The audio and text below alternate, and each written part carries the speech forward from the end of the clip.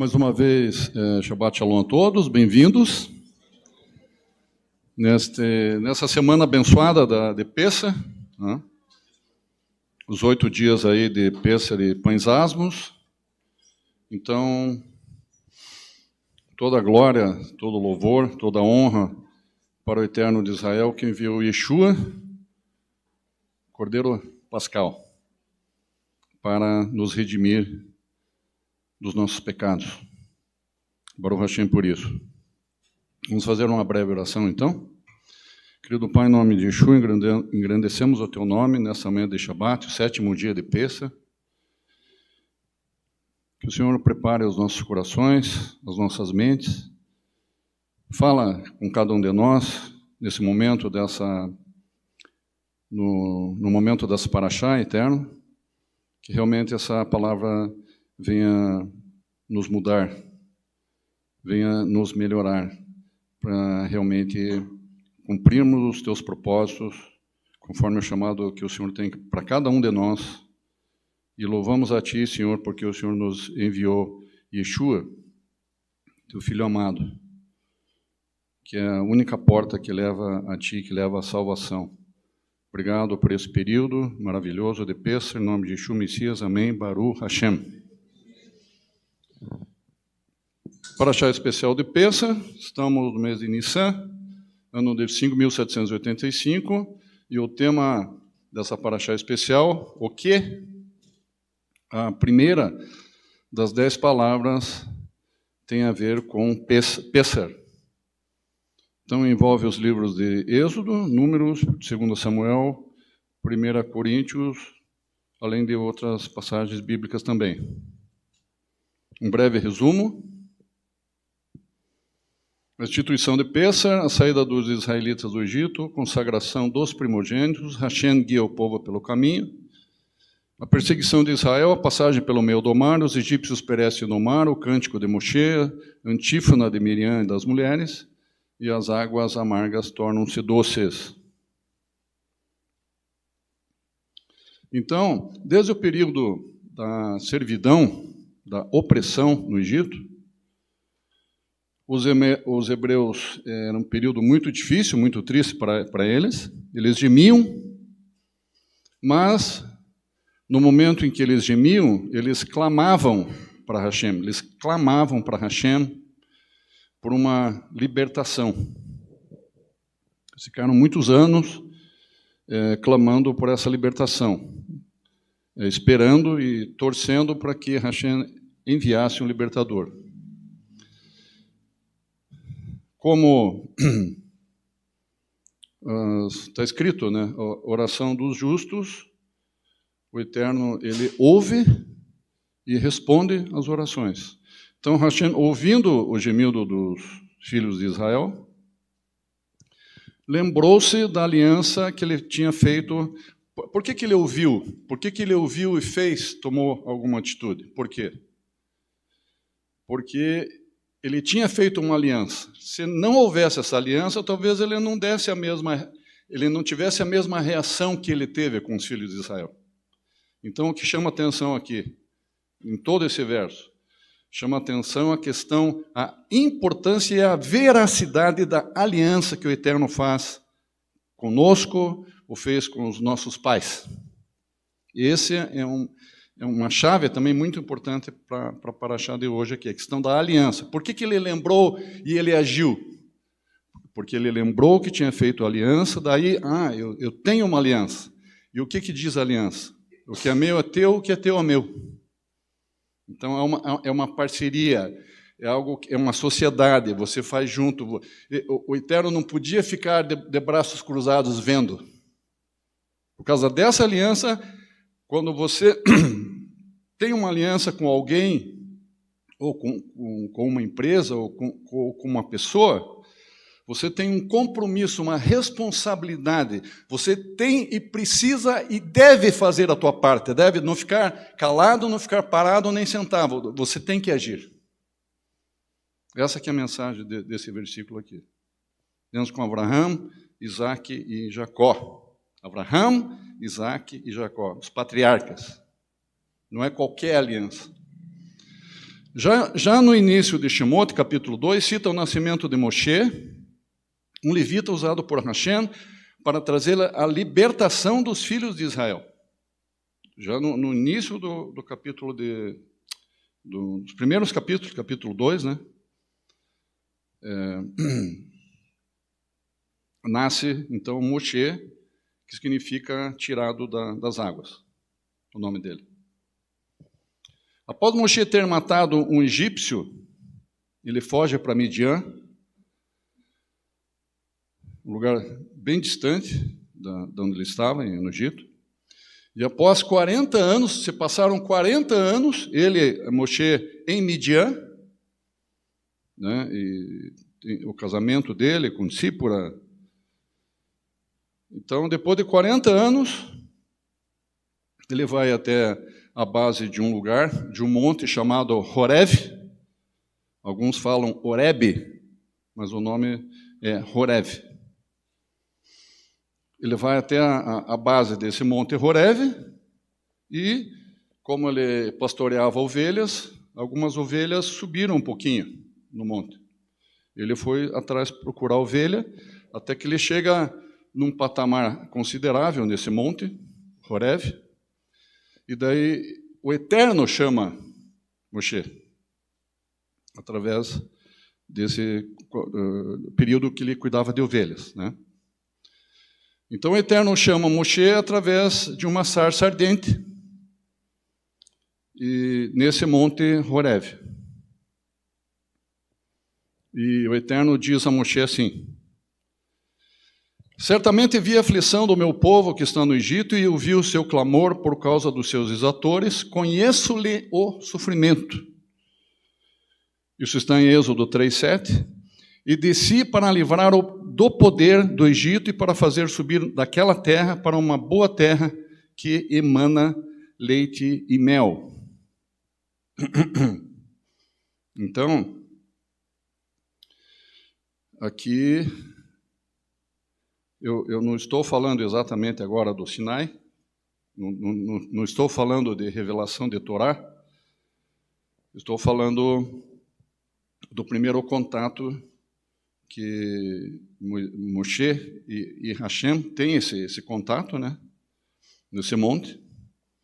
Mas o Eterno já manifesta, já está aqui nesse versículo, uma manifestação do Eterno em libertar, porque ele viu, nós já lemos isso anteriormente lá em cima, que ele viu o gemido do povo e ouviu, né, o seu clamor. Então, aqui ele já declara o que ele quer fazer. Ele já fala de uma libertação. Eu desci para livrar do poder do Egito e para o fazer subir daquela terra para uma boa terra que emana leite e mel. Então, aqui ele declara o que ele quer fazer. Ele declara para Moisés: Moisés, eu estou dizendo isso aqui para você. Eu vou fazer isso, né? Baruch Hashem. O que chama atenção no versículo anterior ali?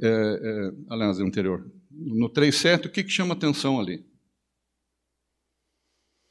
Vi a aflição do meu povo e conheço-lhe o sofrimento. Então, lembra que eu falei agora há pouco para vocês da aliança? Por causa da aliança, todas essas coisas vieram na mente dele, ele viu, puxa, está tudo interconectado. A minha relação com Abraão, a minha aliança com Abraão, Isaac e Jacó, e por causa deles, né? Por causa deles que esse povo existe, né? Então, queira ou não, há uma aliança, embora não efetiva, mas é uma continuidade da aliança. Então, o que está para acontecer aí? Está para acontecer que, como esse povo vem desses patriarcas, de Abraão, Isaac e Jacó, então ele também faz. Primeiro ele fez alianças com 1, 2 e 3. Agora ele vai fazer aliança com, qual que é a diferença? Com uma nação. Com todos que vieram desses 1, 2 e 3. Né? Então, vi a aflição do meu povo, eu conheço-lhe o sofrimento. O que significa isso? Significa uma palavra, a Torá fala muito disso,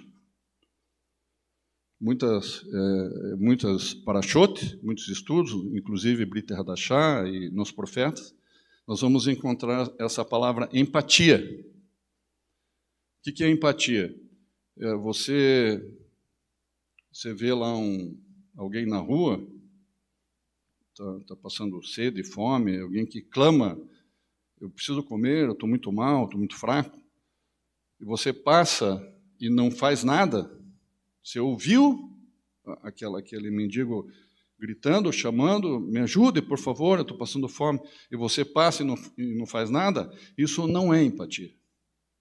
Agora, quando você ouve esse mendigo, e você olha para ele, você volta, puxa, sempre a gente está olhando no relógio, né? Está corrido, minha reunião. Então você para, esquece da reunião, dá atenção para ele, é isso que o Eterno quer que a gente faça. Que a gente pare e dê atenção para ele. O que você precisa, meu irmão? O que você quer comer? Vou providenciar alguma coisa para você comer. Vai, providencia o que ele quer comer, dê lá uma porção, um alimento, um leite, um suco, mais uma comidinha e tal. Tudo bem, se está corrido, vai embora, mas fez a tua parte. Isso é empatia. Você se colocar no sentimento daquela pessoa. Você sentir o que aquela pessoa está sentindo. Isso é empatia. Então, se colocar no lugar do outro. O que te impulsiona a fazer algo pelo outro? Por isso tem uma conexão direta com o nome. A palavra empatia tem uma direta conexão com o nome que Hashem falou para Moshe, quando Moshe disse para Hashem, Hashem, quando as pessoas perguntarem de você, o que eu digo? O Eterno disse, vai e diz assim para o povo, Erie Asher Erie. Não é sou o que sou ou fui o que fui. É serei o que serei. É futuro. Uma palavra futura. Serei o que serei. O que significa isso? Serei o que serei, transformando essa explicativa hebraica dessas palavras, como eu sou espírito, eu não tenho forma, eu me tornarei aquilo que tu queres que eu me torne. Se naquele momento eu estou morrendo e preciso de um pedaço de pão, uma carne, um copo de leite, eu vou ser o pão, vou ser o leite e vou ser a carne. Eu preciso de uma medicação que tem que vir lá da Alemanha e custa $15 mil, 15 mil euros a medicação. Então, eu serei essa medicação. Eu me tornarei aquilo que tu queres que eu me torne, se você clamar para mim, se você tiver fé, se você buscar a minha presença, eu virei e direi para você, não temas, meu irmão, eu sou o teu socorro bem presente no momento da angústia. Isso que o Eterno faz. O nome que Hashem deu a Moshe para ele passar aos filhos de Israel. Eu coloquei deu, né? O nome que Hashem revelou. Esse nome que Hashem revelou a Moshe para ele passar aos filhos de Israel. Então, na versão popular, como eu já falei para vocês, em qualquer tempo ou situação, não importa o que você imaginar, né? Aquilo vai vir até você de alguma forma. Mas Hashem, eu estou lá no meio do Oceano Atlântico, não tem nada, não tem nenhuma ilha por perto. Para o Eterno não é problema. Pode vir até pelo bico de uma gaivota, o alimento. Ou um peixe pular dentro do barco. Para o Eterno não é nenhum problema isso aí. Em qualquer tempo e situação, não temas, eu serei contigo. Essa que é a mensagem. Então, a questão da empatia, você veja como uma coisa puxa a outra, né? Estamos juntos, não tema. Então, eu gostaria que vocês tomassem posse dessa mensagem agora em Pessa. Em Pessa, essa semana de Pessa, fala, é como se o Eterno estivesse ao nosso lado, é como se ele estivesse junto todos esses 8 dias de Pessa, quer que você honre, que você admire Ele, que você agradeça, que você louve e agradeça, porque nós estamos aqui agora, vocês estão ouvindo, eu estou falando, mas eu também estou aprendendo, e nós estamos aqui, tomamos café, tudo isso por causa de Hashem. Senão nada. Nós não poderíamos fazer nada. Se não é pela misericórdia dele que nós estamos aqui. Então, a empatia e a libertação do povo hebreu do Egito foi tão forte, presta atenção agora. Esse amor dele, de Hashem se colocar no lugar do outro, né? E a libertação, por causa desse, o Eterno se colocar no lugar do outro, que ele veio esse sentimento, eu vou libertar esse povo dessa opressão. Eu vou libertar. Que Hashem, ele insere esse processo de libertação, ele insere na primeira das 10 palavras do Decálogo, irmãos, reveladas a Moshe no Monte Sinai. Eu coloquei ali, Sinai ou Horeve, como eu falei para vocês agora há pouco, da experiência da sarça ardente. Eu gostaria, na verdade, que todos aqui já entendessem o que eu vou explicar aqui agora. Seria maravilhoso isso, mas sempre tem a primeira vez. Eu sei que muitos já sabem disso, talvez todos não. Queridos, a experiência da sarça ardente, de Moshe com Hashem, sabe onde que é, que lugar é esse? É o próprio Monte Sinai. Não é um Monte Horeve aqui, Horeve, e Sinai lá. Não. É o mesmo monte. Alguns entendidos, geologicamente falando, né? Geograficamente falando, conhecido como, na parte oriental, é conhecido por Monte Horeve, e na parte ocidental é conhecido como Monte Sinai, mas o monte é o mesmo. Dizem que esse monte ele tem dois cumes, assim, um pouquinho maior, um pouquinho menor, mas o monte é o mesmo. Não são 2 montes. A base do monte é a mesma, mas ele tem um lado, e depois um lado muito grande, e um outro lado. Então, a parte oriental tem um nome, a parte ocidental tem um outro nome, mas o monte é o mesmo. Tem um versículo que o próprio Hashem diz que é esse local. Eu achei fantástico e ele aparece aqui.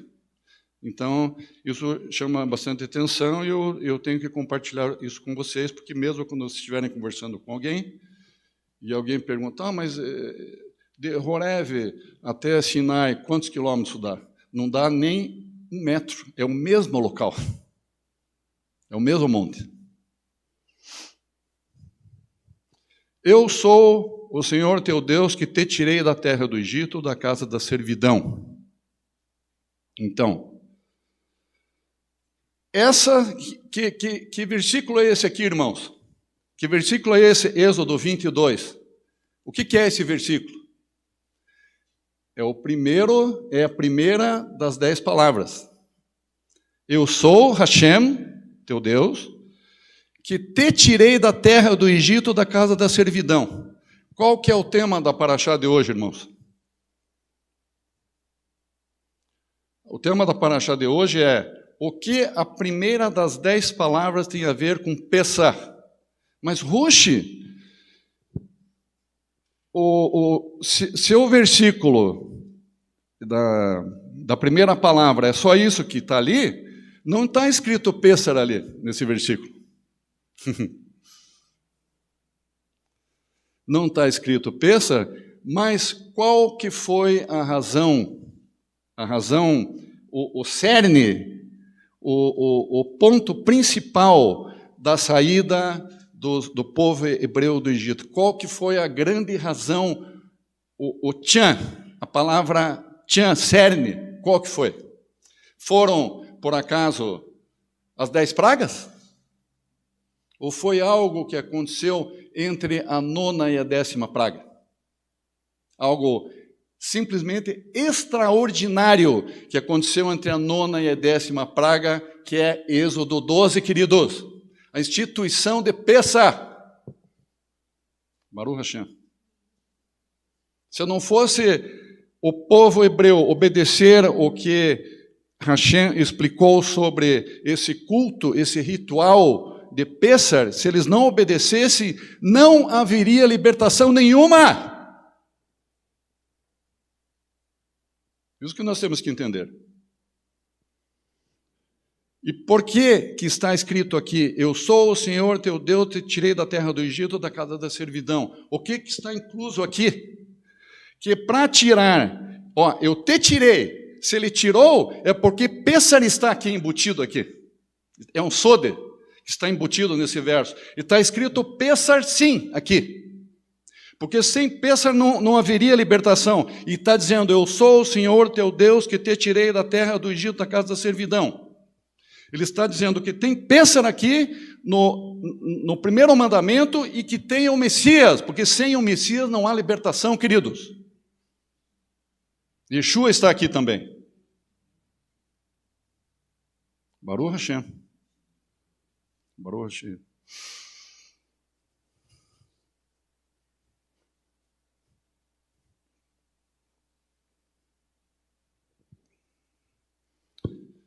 Paralelos entre a sarça ardente e o Sinai. Olhem que tremendo.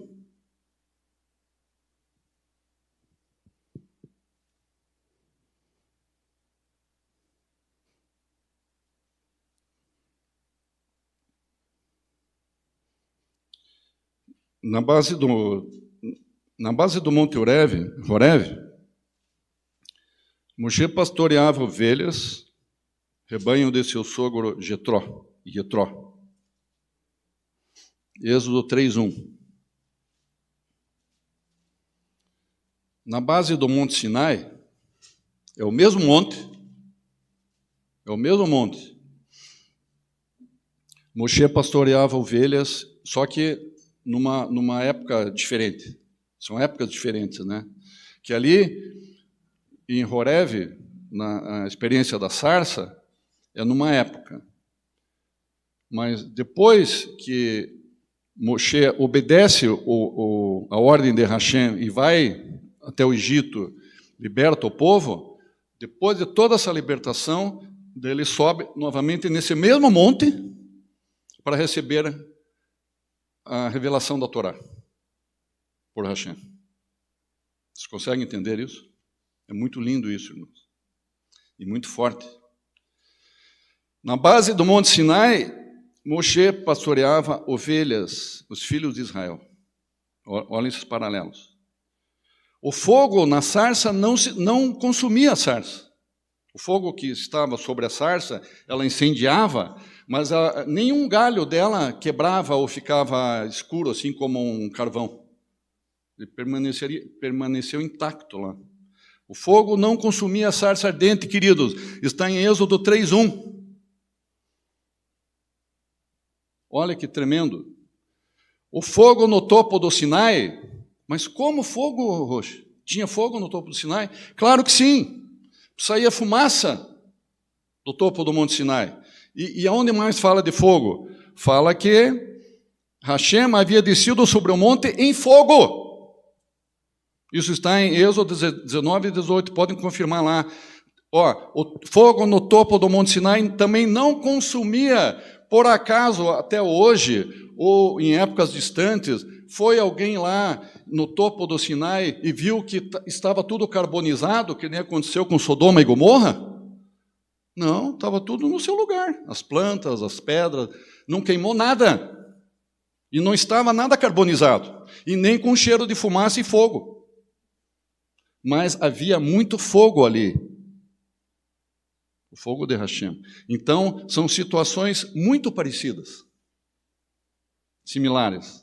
O fogo no topo do Sinai também não o consumia, pois cita em Êxodo 19, 18, que Hashem havia descido sobre o monte em fogo. Na sarça, Hashem diz a Moshe: não te chegues para cá, mantenha a distância, Moshe, não venha para cá. Você pode ser consumido por causa da minha glória, da minha presença. Mantenha a distância. Por acaso, tem alguma situação parecida com essa no Sinai? Eu falo, irmãos, entenda o seguinte aqui, ó. Eu estou falando o Monte Horeve, né? Ou Sarça e Sinai, só para a gente entender a localização, assim, para a gente entender a mensagem. Mas o local é exatamente o mesmo. Entende isso, né? No Sinai, Hashem diz a Moshe: adverte ao povo, olha, Hashem pede para Moshe: Moshe, adverte ao povo para não ultrapassar o limite no monte para me ver. O povo não poderá subir ao monte. O povo também. Não só o povo, e os sacerdotes também não. O único que ficou no topo do monte, dentro da nuvem, foi Moshe. Nem Arão entrou na nuvem. Nem Yehoshua, que eram servos muito capacitados, que tinham grande comunhão com Hashem, nem Yehoshua nem Arão entraram. Só Moshe. O Eterno disse que eles mantenham distância. Vamos colocar sabe aquela fitinha amarela, quando acontece um acidente, alguma coisa, vem a polícia e coloca uma fita amarela com umas faixas assim, para você não invadir aquilo? Era essas faixas que tinham lá no monte. O povo não poderá subir ao monte Sinai. Êxodo 19, 21 a 23. Na sarça, Moshe apresenta 5 desculpas para não aceitar o pedido de Hashem. Êxodo 3, 11. Quais são essas desculpas?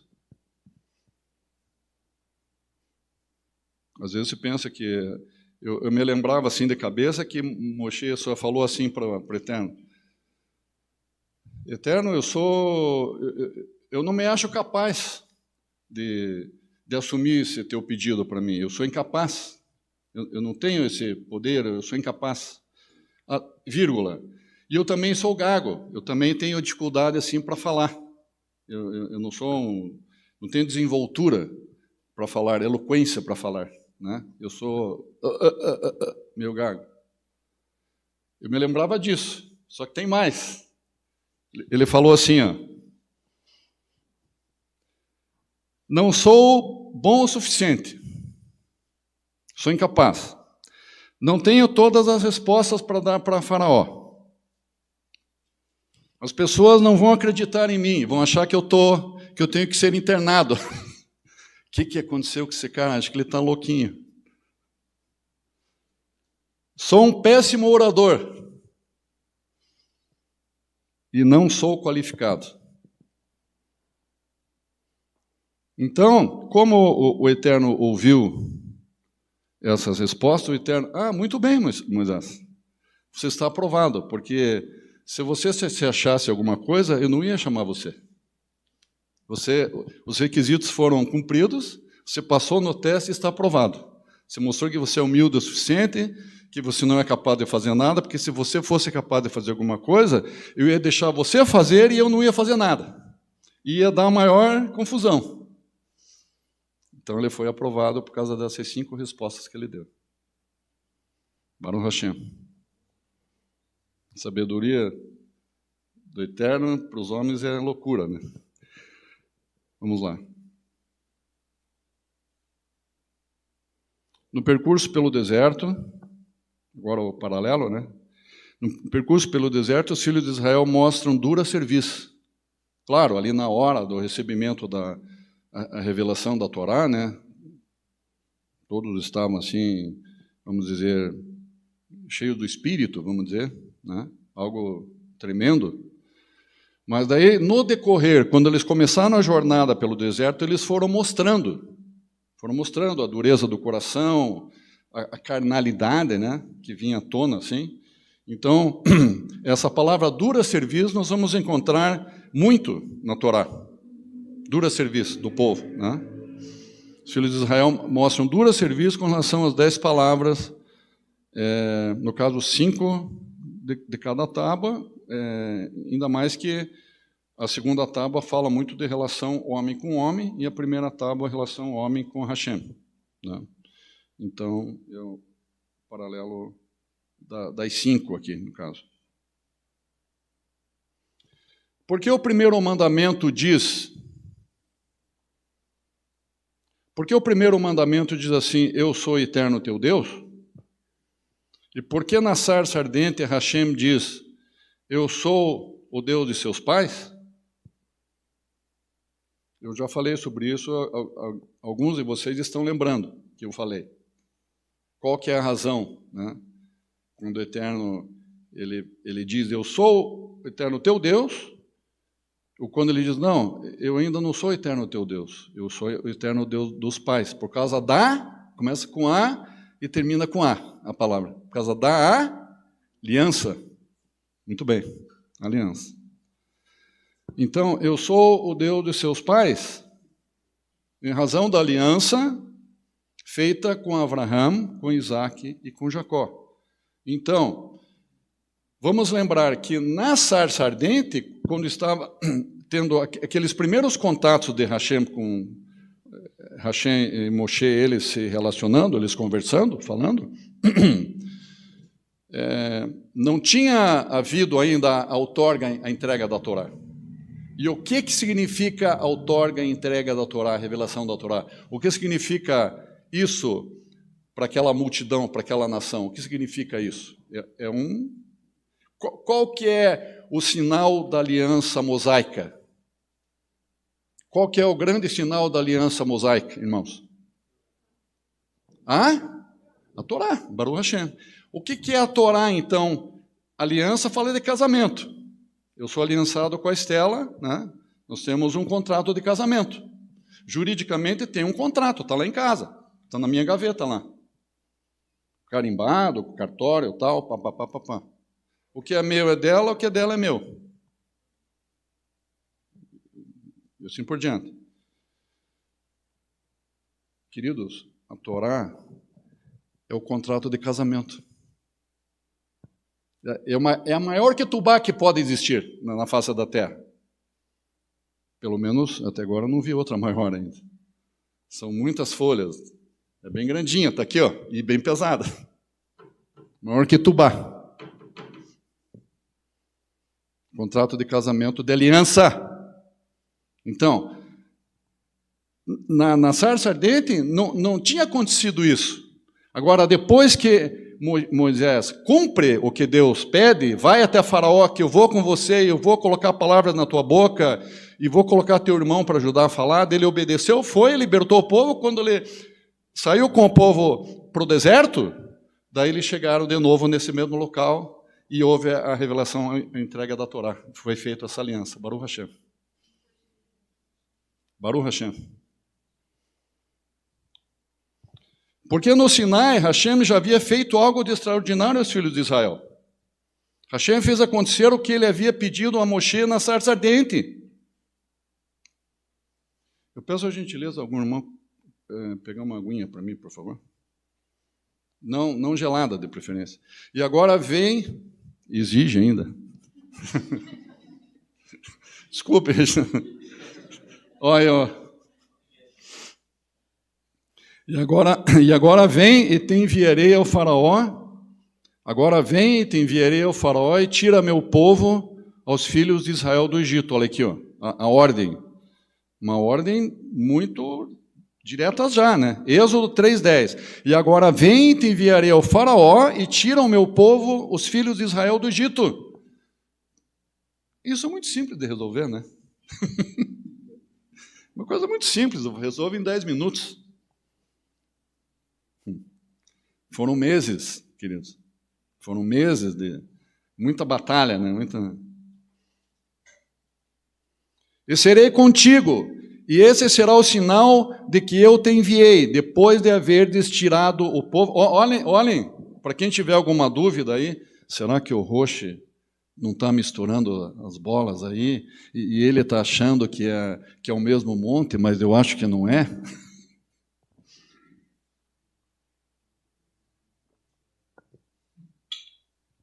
Baruch Hashem, que o Eterno me mostrou ali, essa passagem. Ó. Palavras, sabe de quem que são as palavras, queridos? De Hashem. Alguém duvida? E agora vem, te enviarei a Faraó e tira meu povo, os filhos de Israel do Egito, e serei, em Êxodo 3,12, e serei contigo, e este será o sinal, olhe, este será o sinal de que eu te enviei. Depois de haver tirado o povo do Egito, ó, vai Moshe, vai até o Egito, fala com o Faraó vai dizer 793, não, e agora não acreditem nisso, vai dizer um monte de nãos para você, e monte de sim, vários não, não, sim, sim, não. Você vai ficar... Mas eu vou libertar o povo.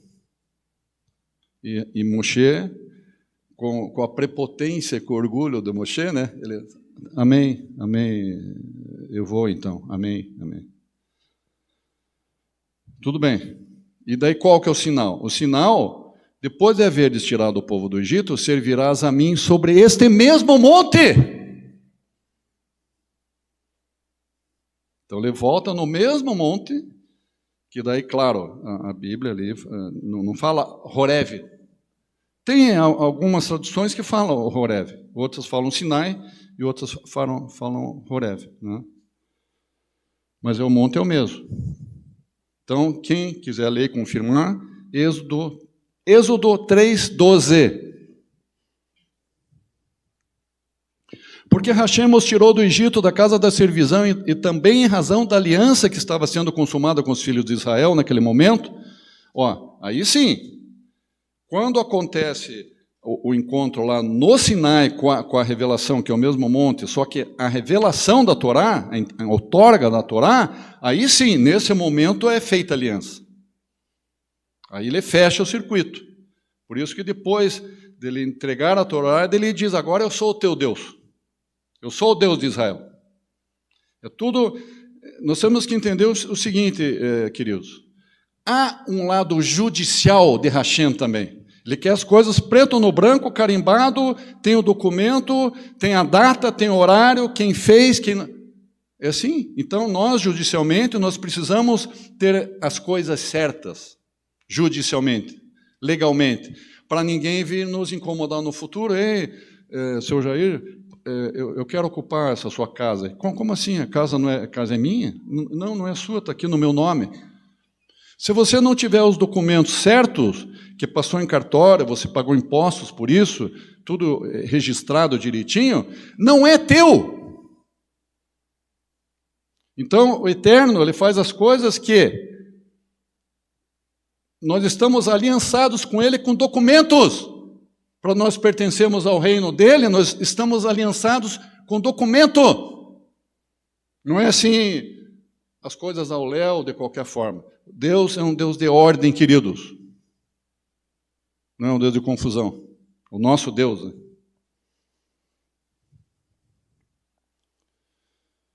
Então, as duas tábuas,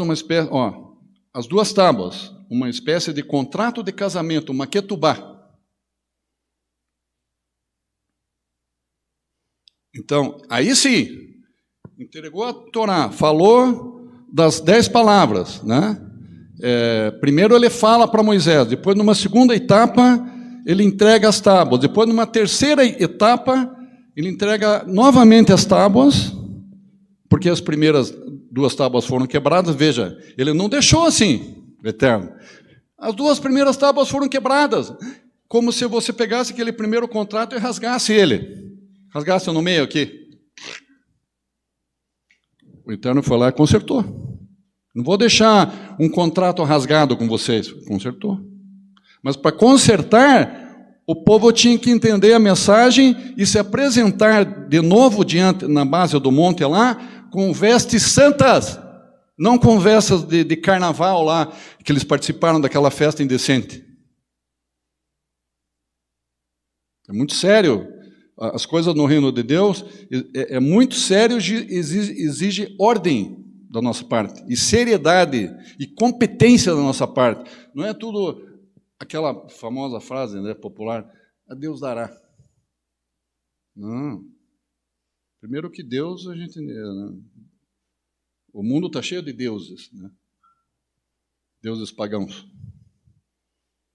Então, isso torna Hashem o Deus de Israel, o Deus deles, o Deus de Israel. A grande estratégia de Hashem para libertar os filhos de Israel do Egito foi com as 10 pragas?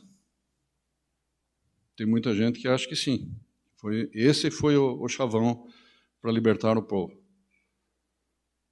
Foi um instrumento. As 10 pragas foram uma espécie de uma alavanca, mas o toque final, que fez realmente acontecer as coisas, a resposta é não. O que foi então? Foi o ritual de Pessah, em Êxodo 12, instituído entre a 9ª e a 10ª pragas. Foi com a morte chegou, né, todas as pragas, quando chegou na 10ª praga, daí o faraó sentiu... Veja como é que são as coisas. O Eterno, ele vai até o final, ele não faz pela metade. Ele foi encurralando o faraó, e o faraó se sentiu bem no cantinho da parede, lá, no cantinho da parede. Aqui, ó. Cantinho da parede. Não pode ir para cá, não pode ir para cá. Se eu for para cá, eu vou de frente com Hashem, daí eu vou ser esmagado por Hashem. Ele foi conduzindo e chegou no cantinho da parede. Ela colocou o faraó no cantinho da parede. E sabe qual que foi o ponto final para Faraó tomar a decisão e dizer: agora, filhos de Israel, podem, eu libero todos, vão todos e leve meu ouro ainda, e pratas e etc. Sabe qual que foi o ponto final, queridos? Quando o Faraó estava com o filho dele morto nos braços, e ele pensou assim: eu vou morrer agora. Ele estava segurando o filho dele morto nos braços. E daí ele pensou, se ele não entrega, não libera o povo, ele ia morrer. Isso que ele pensou. Não foi nada diferente disso, queridos. Esse que foi o checkmate de Hashem. Então, qual que é a mensagem? Não brincar com o Hashem. Ele é justo, ele é bom, ele é assaz benigno, só que a justiça dele é implacável. Muitos não entendem isso. É implacável. E quando vos disserem vossos filhos, que culto é este para vós? E direis, sacrifício de Pessah é para o Eterno que saltou sobre as casas dos filhos de Israel no Egito, quando feriu os egípcios, mas as nossas casas livrou. Êxodo 12, 26 e 27. Na verdade, desde o princípio, desculpa, na verdade, desde o princípio, Gênesis 3,15, eu não vou parar aí, tem mais, antes de Gênesis 3,15 também tem. Vocês já conhecem aquele versículo de Gênesis 3,15, né? Hashem profetizou o plano da grande libertação, salvação, para a humanidade através de Yeshua, que é a semente da mulher. Com esse verso. E inimizade, porém, entre ti e a mulher, e entre a tua semente e entre a sua semente. Ela te ferirá, socará a cabeça, e tu lhe ferirás o calcanhar. Está falando aqui que essa semente da mulher não é uma semente que a mulher tem. Uma semente que foi colocada por Hashem na mulher. Então ele quis dizer semente da mulher. A mulher tem óvulo, não tem semente. Quem tem semente é o homem. Mas por que ele não disse a semente do homem que foi colocada nela, no versículo? Ele diz a semente da mulher, mas foi colocada por Hashem na mulher. É isso que explica esse versículo. E a semente quem é? O Mashiach. A semente da mulher é o Mashiach, querido.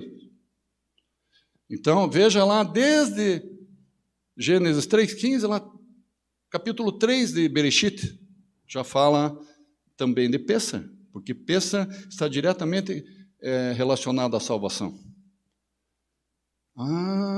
Roxa, agora que eu estou entendendo por que fala de Pessah no primeiro mandamento. Eu não parei por aí, tem mais?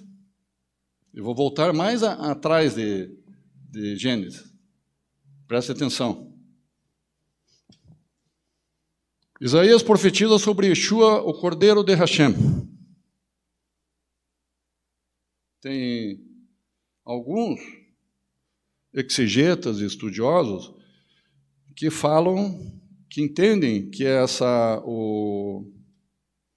o capítulo 53 de Isaías se refere ao povo de Israel.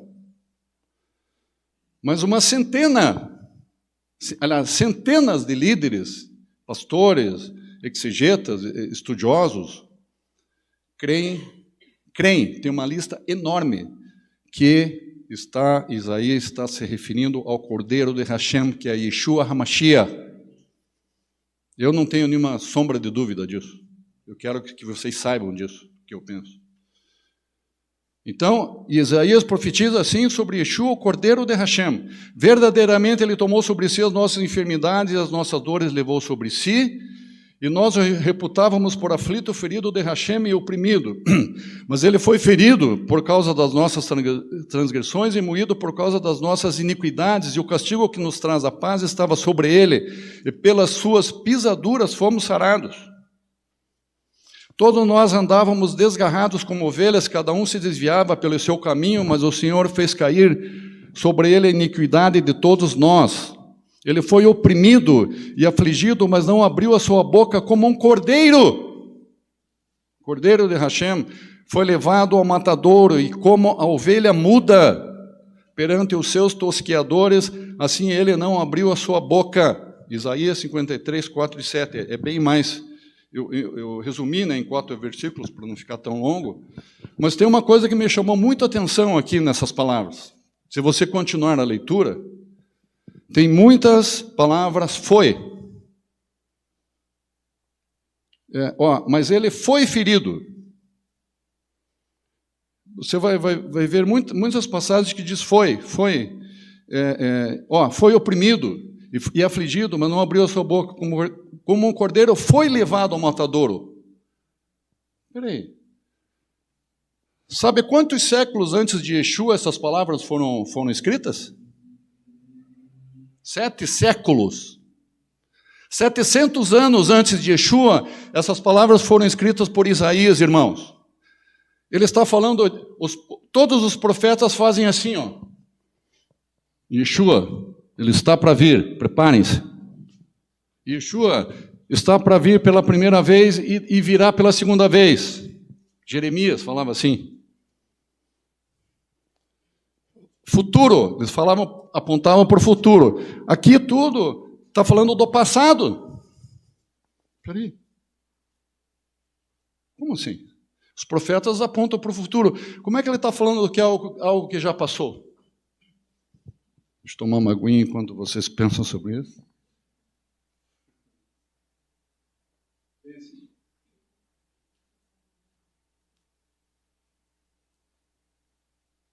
Não perca essa parte.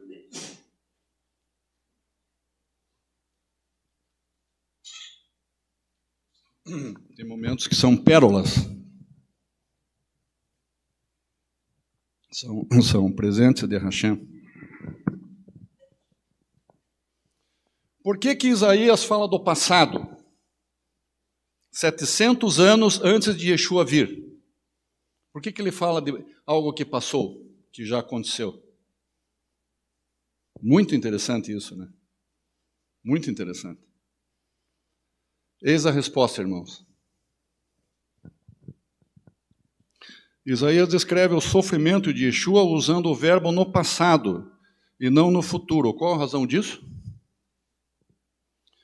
A razão disso é que o Messias, o Cordeiro de Hashem, que foi morto desde a fundação do mundo, ele foi morto desde a fundação. Mas, Jair, é muita loucura para a minha cabeça isso que você está falando.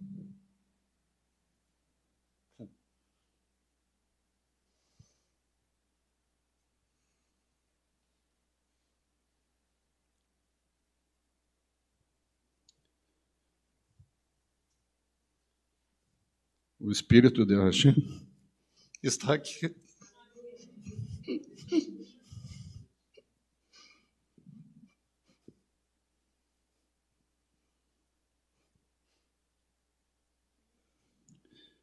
Primeira Pedro 1, 19 e 20.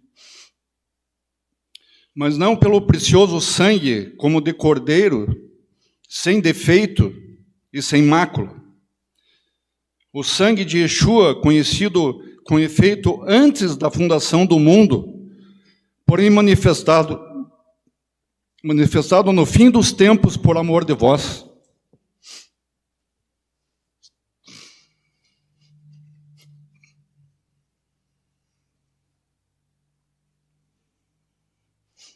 Por quê? Porque Yeshua é verdade, queridos. A verdade absoluta, ela tem um princípio, um meio e um fim. Ela não é uma coisa pela metade passageira. Ela tem um princípio, um meio e um fim. Ela é para sempre. Então, quando Yeshua foi estabelecido por Hashem, já automaticamente ele não discorda em nada de Hashem. Tudo isso já tinha sido escrito e planejado. E simplesmente Yeshua disse já, sim, desde antes da fundação do mundo. Eu vou morrer. Eu já morri. Porque é verdade, e é uma verdade que vai lá no princípio, antes de ser escrito o Bereshit.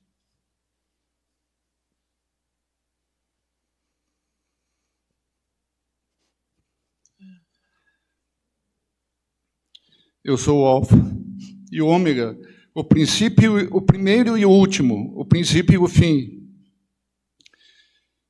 Bem-aventurados aqueles que lavam suas vestes no sangue do Cordeiro,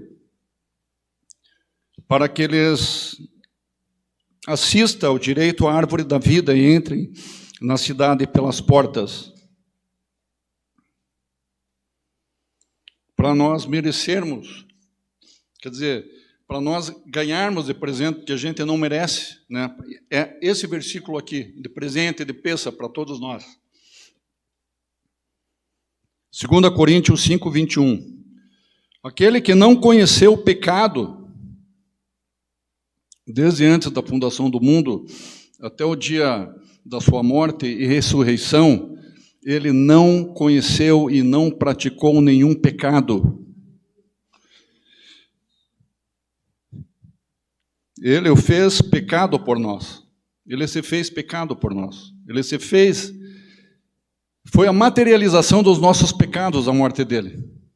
Ele se fez pecado pelos nossos pecados. Para que nele fôssemos feitos justiça de Hashem. Tinha que ter uma justiça, porque eu falei que o Eterno quer tudo documentado. Então esse documento é a morte de Yeshua para nos trazer libertação. Porque ele não tinha pecado, ele não mereceu essa morte. Mas isso compensa para nós em vida e vida abundante. A morte dele. Então,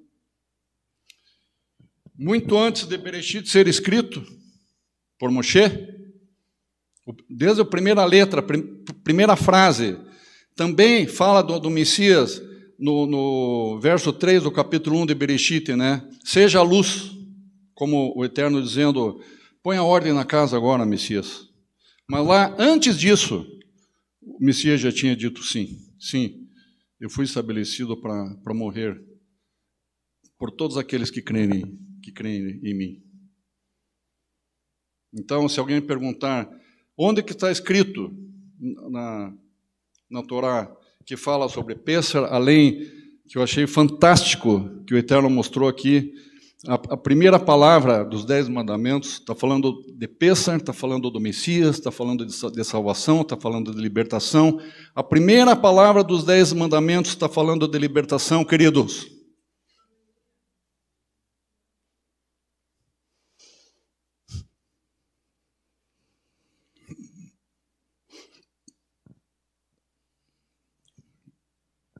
Baruch Hashem, nós não merecemos, mas toda honra e glória por Eterno de Israel, irmãos. Baruch Rabá, Bishem, Adonai, bendito aquele que vem, em nome do Senhor. Hag Pesach Sameach.